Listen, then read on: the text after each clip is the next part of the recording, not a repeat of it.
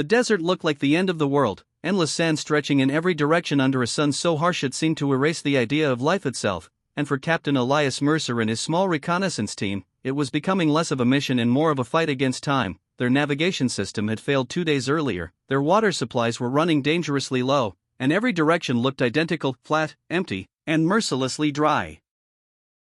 The men tried to stay disciplined, conserving energy, speaking less, moving only when necessary, but exhaustion has a way of seeping into even the strongest units, and soon the silence between them carried more fear than words ever could. It was then that they noticed her, Ayanna, a quiet Apache tracker assigned to the team as a cultural consultant, someone most of the soldiers had initially underestimated because she rarely spoke and never tried to prove herself.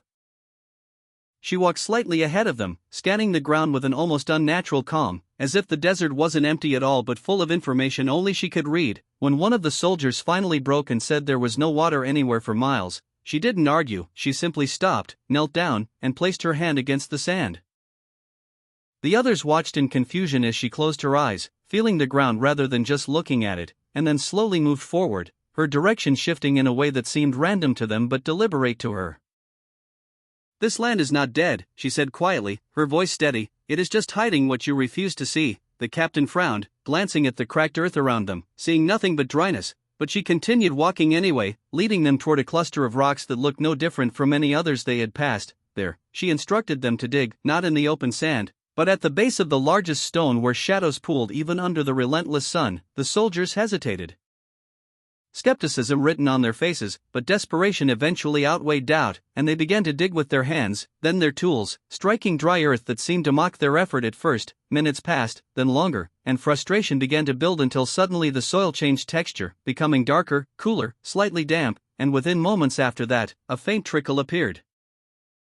The first drop of water felt like a miracle, not because it was large, but because it was real, and soon it grew into a small but steady flow from beneath the hidden rock. Disbelief spread through the group as exhaustion gave way to shock, because there was no visible sign, no riverbed, no oasis, just an ancient, forgotten system of underground water movement that only someone who understood the land deeply could have recognized.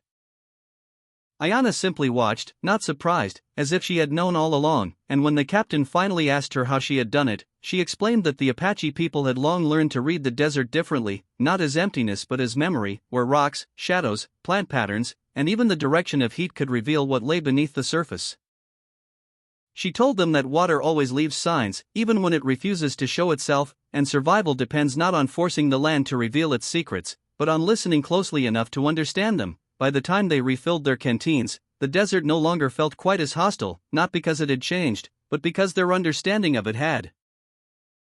And as they continued their journey, the soldiers no longer saw Ayanna as just a quiet guide, but as someone carrying knowledge the modern world had nearly forgotten, that even in the most lifeless-looking places on Earth, life is never truly gone, it is only waiting for someone patient enough, observant enough, and humble enough to find it.